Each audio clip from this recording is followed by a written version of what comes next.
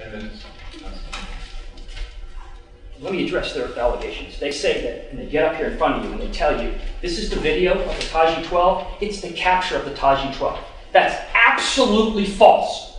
You cannot find a single piece of evidence from anyone, not counsel, not anybody in this room, to suggest for a moment that there's any footage of the capture of all 12 dolphins. That's absolutely false. And for anybody to represent that, all 12? That's what they said. The capture of the 12 dolphins. It doesn't say the capture of some of the dolphins. The 5 dolphins. What? I thought you mentioned 5 dolphins.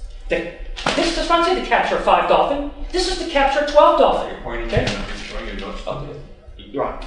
The evidence specifically shows that they represented that this was the capture of all 12 dolphins. Till the closing argument, till just now, this is the first time in 3, 4, 5 years of litigation that they have said, oh, it's the capture of 5 dolphins. Okay? What we're here today for is to understand whether or not they lied in discovery responses. The case law is very clear. I can go through case after case that says when a plaintiff lies in a depot, it permeates the action, you dismiss the complaint.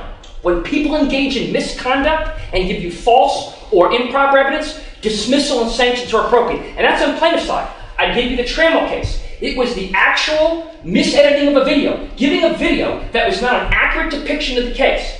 And that court struck those pleadings and entered judgment for the defense. The question here is, that's called Trammell versus Bass. It's found at 672 Southern 2nd, 78. And it says here that James Tomlinson striking his answer in affirmative defenses and entering default judgment against him as a sanction for omission of highly prejudicial portion from the videotape of pursuit.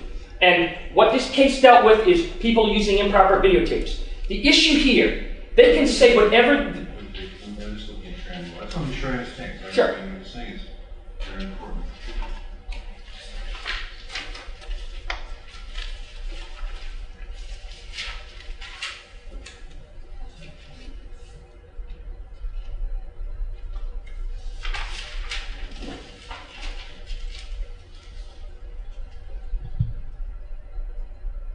What was the conduct that was criticized in that trial? Well, if you were to direct your attention to the page, the third page of the case, it lays out what the premise of the facts were, that the trial judge went ahead and said, I find there's sanctions because they omitted. It's on page 3, the bottom right is page 3. Yeah, Where are you reading from? I'm starting from when on the left side of page 3. Right. 1, 2, 3, the fourth full paragraph where it says discovery commenced, occurring where they requested production of the copy of a videotape. Okay. And a copy was produced. The produced copy of the videotape differed from the copy obtained by Bass through the public records request, and that it omitted the first 6 seconds of the video. So the conduct that was, there may be other conduct too, but in this particular example, somebody had a video, they altered it, and gave it to the court. That's correct. And that's what you're saying happened here. What I'm saying happened. They had a video, they altered it, and then provided it to the court. Absolutely not. What I'm saying. All right, well, but that's what happened in Trammell. That's right. Absolutely what happened in Trammell. But what Trammell is saying is when you engage in this particular case, they were engaging in the altering of videotape. I was using that as an example of videotape. Altering it, but what I'm saying is it wasn't altered before. They didn't have it, and then they get a request to turn it over to the court in discovery by other parties, and then alter it. Yeah, this is absolutely a different fact scenario than that. Okay. No question about it. And what all these cases say, you know, you mentioned a comment to me in my argument. You said to me, why shouldn't I let this go to a jury?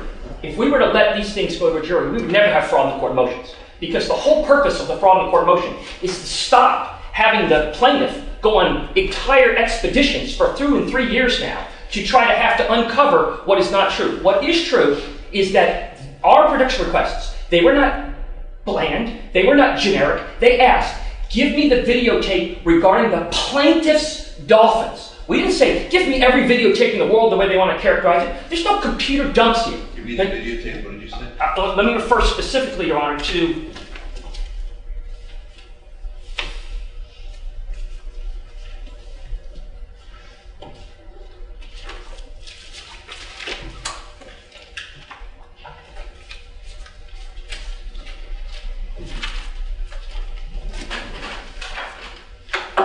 second. I'll get you the exact.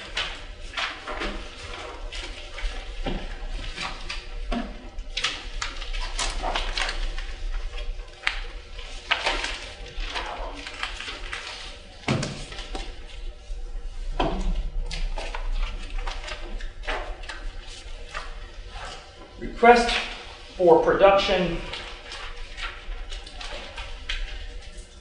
number 26 says, give me the videos which show the interference with the plaintiff's dolphins. Okay? Request number 17 says, give me the surveillance films or photographs regarding the plaintiff's dolphins. Request number 31, give me the videotapes or stuff regarding the plaintiff's dolphins. We do not say, give us every videotape in the world, just dump it on us. And in their response, they specifically give us a letter. It's Defendants number 8. It says, here's the response to your production request. And they give us all these videos. They don't give us videos and say, by the way, these videos are a futo. And let me just say something about that. Either the videos are relevant or they're not.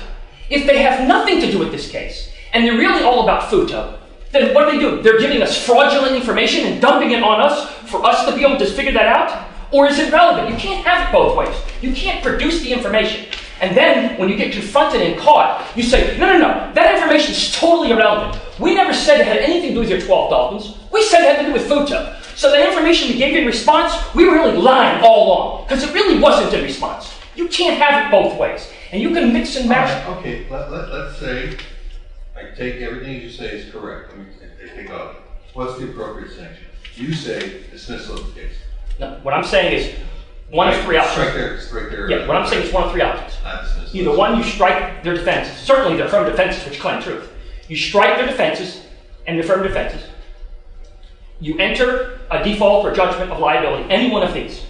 You will, or if you don't believe in that, you award us fees for what we had to do in uncovering this. All right, so you're saying because they gave you what they say, arguably, is not even relevant, in response to your request for relevant materials, it's sanctionable. Yeah, I'm saying one of two things. Either that, or they gave it to us, saying it was relevant, which is what they did originally, saying, hey, this is the plaintiff's dolphins. This is what the request says. I don't want you to mischaracterize what they say or I say. That's what the request says. So I'm saying either one. Either they produced the information, and they produced the information because it was in response, it was claiming it was about the 12 dolphins, or it wasn't. If it was, then they're giving it to us falsely. If it wasn't, then they're falsely giving us information which has no relevance, forcing us to go through hundreds and hundreds of hours of discussion and finding out what the problems were, multiple motions, and then 2 weeks of hearing. And so that's just the fundamental facts. That's what these fraud cases talk about. They say, listen, you can't during a proceeding lie and then say, well, I didn't mean to lie. Or you can't say during a proceeding, hey, I'm going to engage in misconduct. We'll just let the jury hear it. The court steps in, and that's why I cited so many cases, because I wanted the court to be comfortable with case after case in civil proceedings is striking plaintiff's pleadings, which is not what we're asking for, not nearly severe, for less conduct than occurred here. There is absolutely no way they can contend. You're saying you have cases where the pleadings were stricken for conduct of lesser nature than what I Yes. For some, I'll give you an example. Certainly not travel. What? No. I'll give you an example. That's on the defendant's side. I was giving you examples so you have the right to strike pleadings. A lot of these cases I cited were on the plaintiff's side because it's much more heinous. In other words, you're throwing out somebody's cause of action. So they found, like, for example, when somebody lied about their medical history. They lied about the medical history. They didn't lie about the injury. They lied about the medical history. The court said, hey, that went to the heart of the case. And even though you might later try to rebut or recant that, you lose. No case. And that's what these cases say. They say, listen, if you engage in lying, and just you're saying that this providing of discovery, which was not relevant, as being relevant, they're providing you discovery, you took it as relevant, well, you went through hundreds of hours of work to determine it wasn't relevant, is the equivalent of someone in an automobile accident taking a deposition and saying, describing injuries that are non-existent. What I'm saying, the answer is, that's part of it. You can't take it in isolation. They get on, the guy in answers to interrogatories Nobody disputes it. Mr. O'Berry swears under oath, I took this footage in one day that captured the 12 dolphin. It's in our memorandum. It's cited to page in line. Absolutely false. He later in deposition admits that it's false. I don't care where he admitted it. It doesn't matter. He admits, and nobody, by the way, nobody disputes. Indulge me a minute. How would his saying that statement impact on damages or liability? It impacts on He liability. said it happened in 3 days instead of one. He's saying because there were 3 different. Good question. Why wouldn't he say it? Okay. Because, I'll tell you what, exactly why. There's a whole method to this. The reason why is because he's going on the Medio program. He's telling them, listen, watch this footage. This is, I saw it, I was there. Don't you dare give them the importation licenses. I got the footage, I collected it in one day. Okay? I've got the footage that says that I captured him. He wasn't there 3 days. He's never testified he was there for 3 days. He's never testified that he got all 12 dolphin. Nobody knows all 12 dolphin. You heard Ted Turner get on the stand, ask him on the video to tell me any of the dolphin that were captured. He couldn't identify which dolphin in the video were captured. There's a manifest which ultimately tags them as being captured on different days. But he contended it was one day because he wanted to prove his whole case of interference is, look at this slaughter. This is a horrible slaughter, and you see dolphins being cut up and hung up by their flukes and put on the train so that the Dominican Republic would say, ocean wolves, they're horrible people. We can't allow this to happen. And he said, again, I don't want to make like I'm arguing. I want you to look at the actual Medio tape where they say, sir, did you edit the footage? Sir, did you somehow connect some footage? Absolutely not. This is not archival footage. Yeah. No, you did not.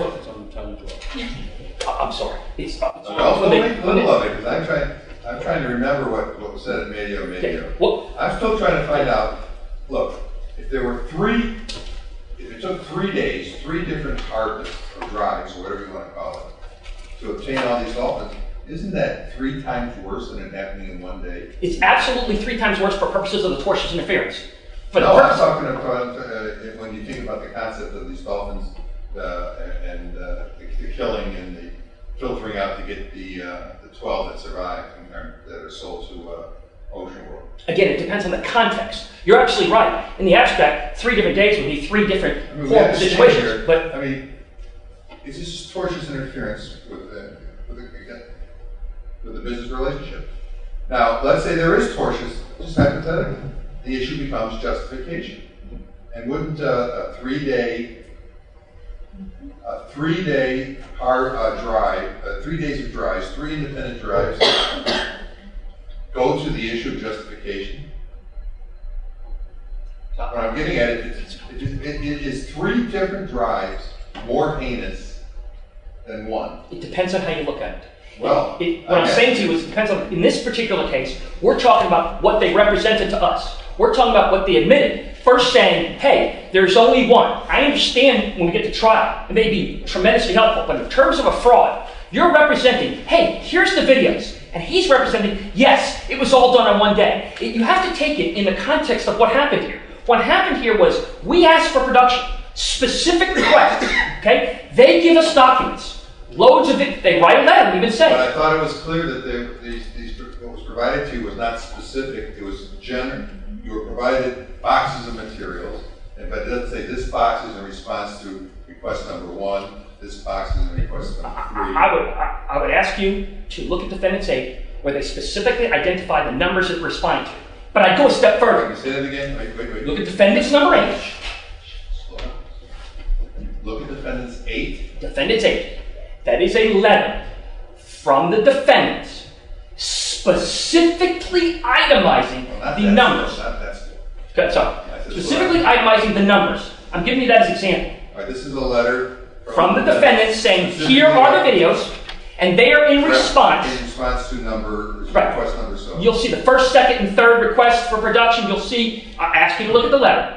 But I want to go a step further on this and say, so what their position is that if we document them, and we just throw a whole bunch of stuff on here, and you find out some of it's fraudulent, that's okay because we were too broad in our document dump. You can't reward them for the fraud they perpetrate by saying, hey, it's okay that they dumped a whole bunch of boxes and purposely didn't name them. That's not the test in Florida, and that's not the way the civil rules of procedure work, and it's not the way the rules of professional conduct work.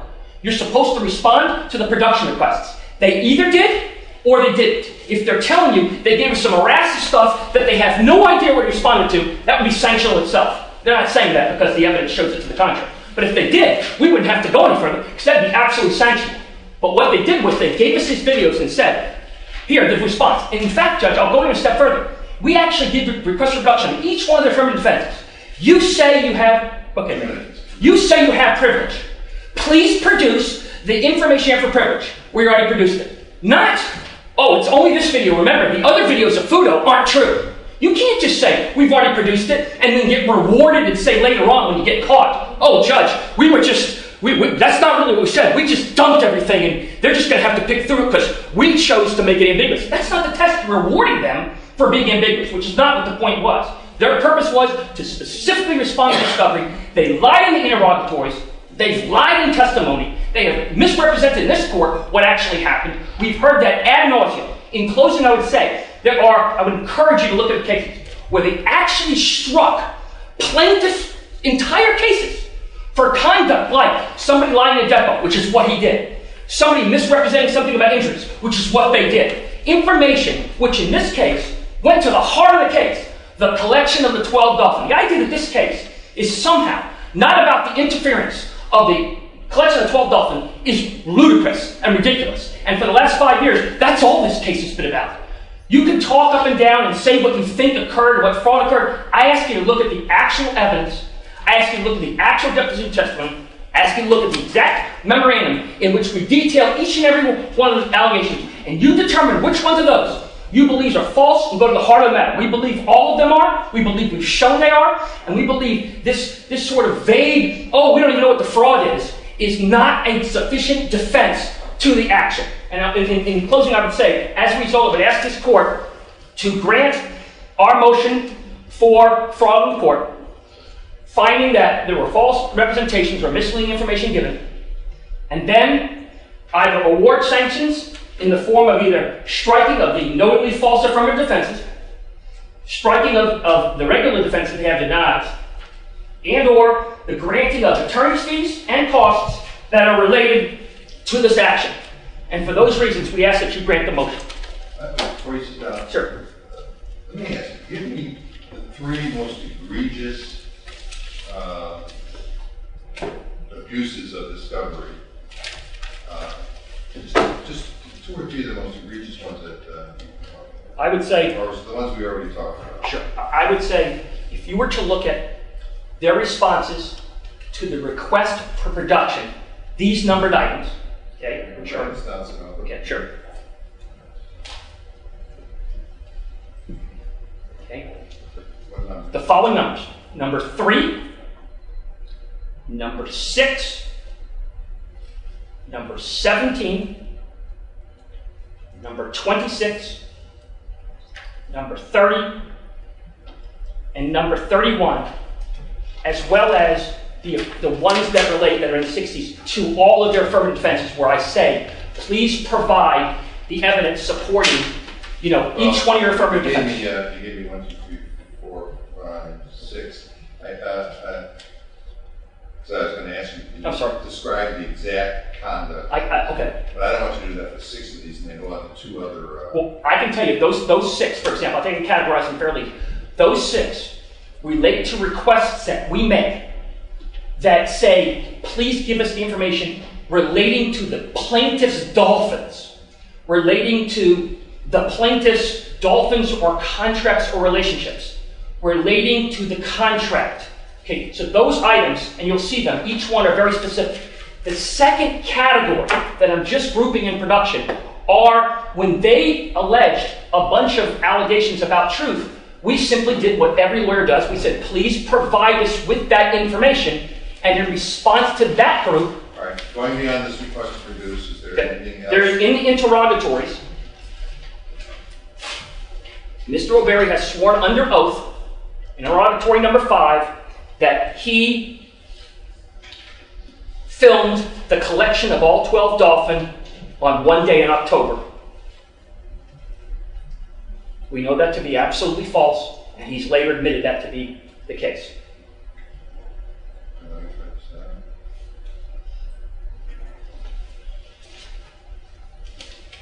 So In other words, the dolphins were caught on petition days.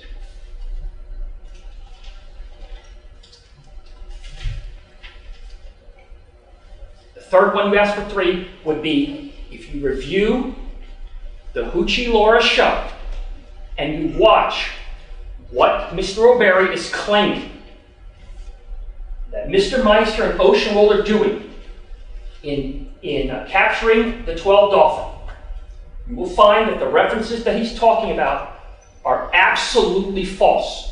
They have admitted that the footage being shown, the majority of the footage being shown, is either not of that day, knowingly of the days before, and in fact some contains 1999 footage. And the reason why I add that in is because that footage comes, in terms of intention, that footage comes from a video called Dolphin Defender that Mr. O'Berry was in. He was in the 1999 video that he's passing off in front of Medio Medio as this is part of the slaughter. And I encourage you to look. You can look at the cover, and you can look inside the Dolphin Defender if you want to see. So they can't claim that somehow this is in good faith or whatever it is. That would be 3 good categories beyond what is identified in the actual memorandum of law.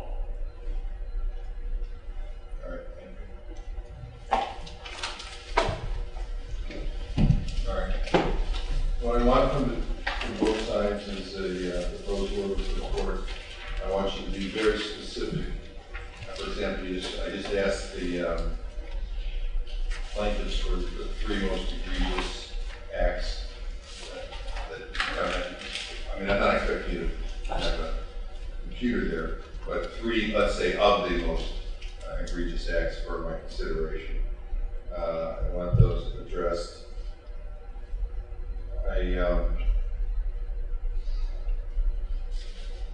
think this travel case is very interesting.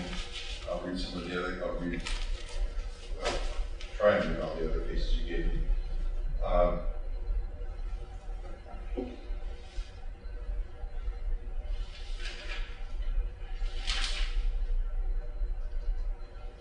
If you cite to the record, a deposition, things of that nature, put the quote in there. Don't tell me what it says. Put the quote, the actual quote in there. Now,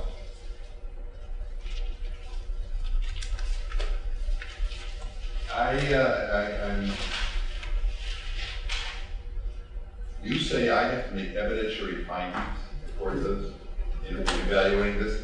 I can tell you I've had, this was 3 years ago when I took the bench. This one, this first guy to me, your first one? Yes, Your Honor. That was 3 years ago when I first took the bench, when I first took the civil bench. 2012. Oh, I'm sorry, 2010, I think. That's when I first took the civil bench. You don't see these in criminal. I ruled, and you educated me, and I allowed a rehearing on the matter and that was after the defendants agreed that it would be appropriate. But since then, I've probably had 3 or 4, maybe 5 motions, none of which went anywhere. Nothing that alleged is much content you're describing. None of them did I give a written evidentiary finding, nor was requested. You're saying that's what was requested of the court, an evidentiary finding by the court? Generally speaking, Your Honor, if you'd like, Your Honor, I can provide the cases to you. They say they must. What I'll do is I'll provide them under separate cover that explains, that cites the actual case that says that you need to have an evidentiary basis and what kind of findings you need to make, and then you can consider what evidentiary hearing. I understand that, but I have to give the basis. I have to cite the evidence I'm relying on, or what way they get to the evidence that I rely on, things of that nature. I don't think you have to cite to the weight you give the evidence. I think that what you have to do is define, if you're setting a sanction, that you found that this particular statement, like you're asking us to produce, that this particular statement was false and all right. part. Well, then let's say if I'm of the opinion that it is not sanctionable conduct, do I just make that finding, or do I have to go through and cite the conduct and say why? I mean, Does the judge have to put his thought processes on the paper?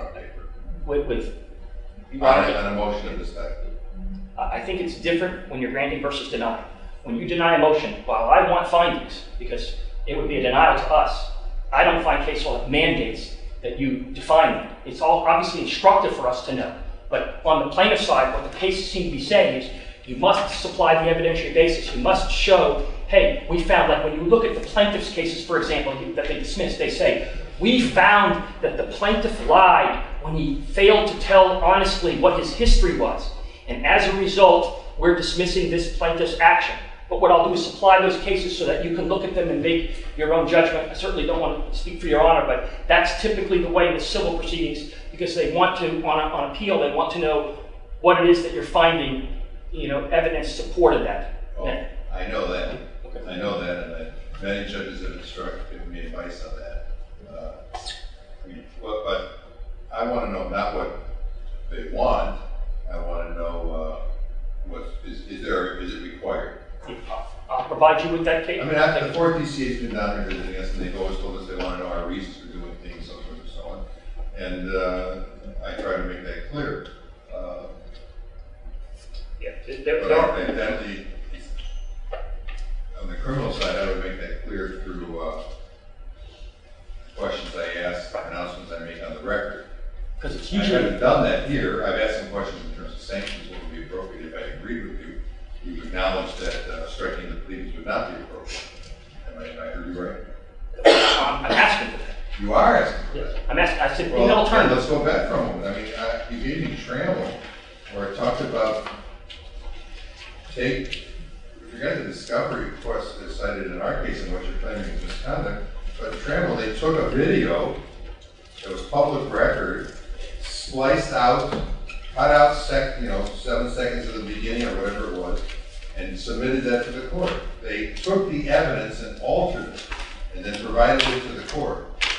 Now, are you suggesting that's on the level of him saying he filmed the capture of 12 dolphins in one day when in truth it was 3 days? I am absolutely taking the position that all of the conduct taken together is absolutely as bad or worse than that Trammell case. Absolutely. When you combine the conduct, absolutely. And if you want, I gave to you more cases, Judge, on the defense side too. I gave you another case which is in your notebook called the Empire World Towers case, if you were looking for other cases where they struck a defendant's pleadings.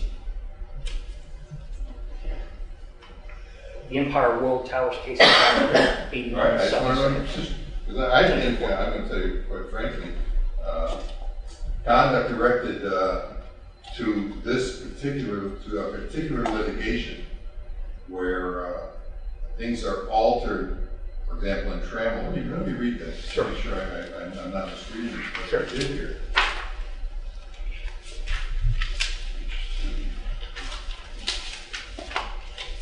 Discovery commenced during which Bass requested production of a copy of the videotape. There's a videotape that was brought up after. A copy was produced, but the produced copy of the video differed from the copy obtained by Bass through the public records request, and that it omitted the first 6 seconds of the video. The video produced in Discovery begins with a scene of Dowling turning around, proceeding in the opposite direction in which he was originally traveling. The public records version of the tape, on the other hand, begins with the image of a lone car, a brown Lincoln, approaching and passing Dowling's car, traveling on the opposite direction. On this tape, the Lincoln is not seen. Well, it goes on in detail, but a videotape in their possession is altered and handed to the court. Now, I think that's significant. I go look at page 8 of the opinion. I'm there, Ron. The reasonableness of the sanction. The reasonableness of a sanction depends in part on the willfulness of bad faith of the party. The accidental and negligent destruction of evidence often justifies lesser sanctions directed toward compensating the victims of evidence destruction.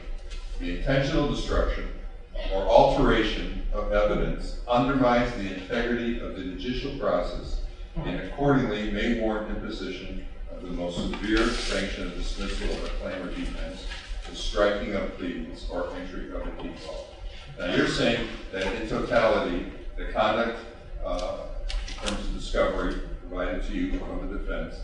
is the equivalent of the intentional destruction or alteration of evidence.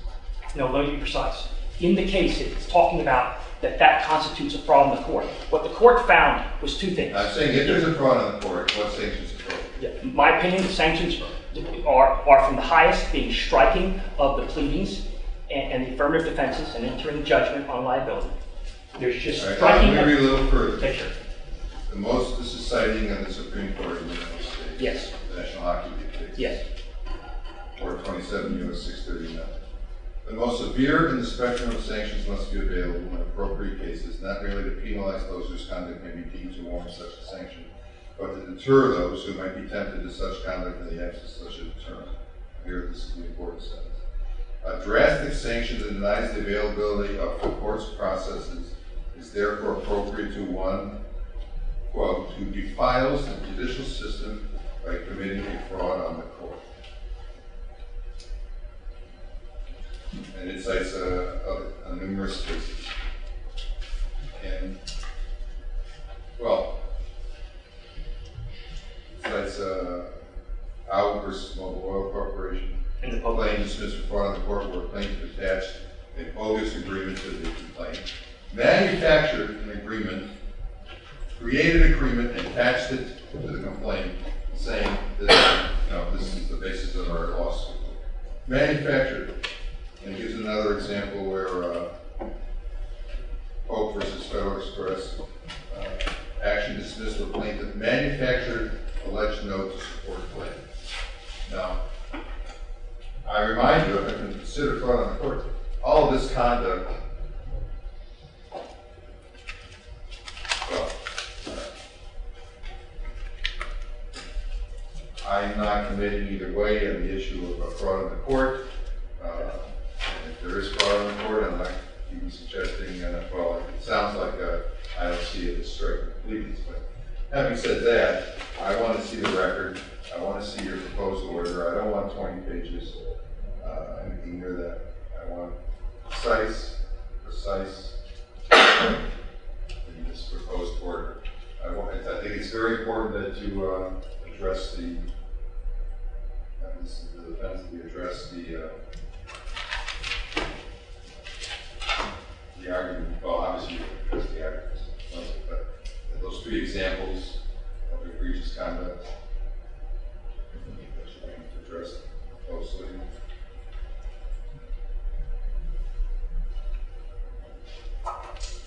You had like 70 examples of misconduct in that pleading you gave me, or that motion you gave me. How many did you say? I'm sorry, sir? I thought as I was leading through that motion you gave me, this supplemental motion, I thought I saw the number 70 something. Maybe it was not nervous. I'm not sure. Those were the examples. I know that the examples are detailed. Or maybe they have numbered paragraphs. Yes, it's an 89-page document, but it starts with. This is claim supplemental motion for fraud on the court and supplemental claim motion for evidentiary hearing. This is going back in October 2010.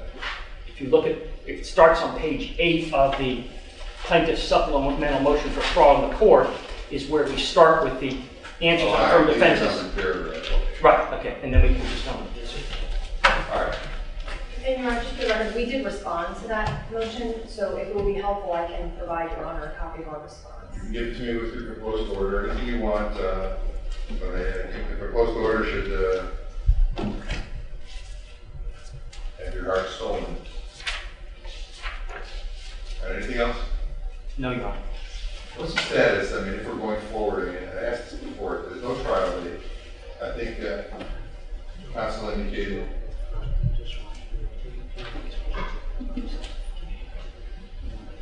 Mr. Penalty said this.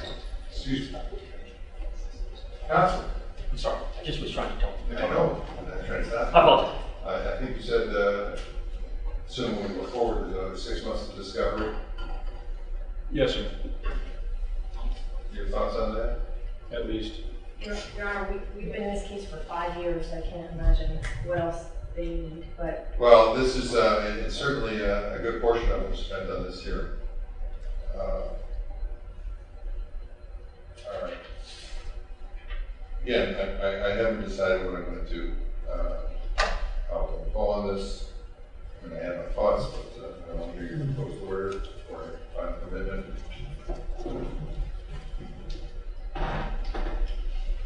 But if it goes forward, certainly we'll be in trial stage before that middle of next year. Yes, sir. Your Honor, is there any other information you wish from us other than the proposed order that you suggested and any documents you wish to attach? Is there any questions? Well, you've given me these cases. That's I'd correct. appreciate it if you're going to cite a particular case, give it to me. I mean, I have three cases that you quoted. You reminded me that I referred to, or right here.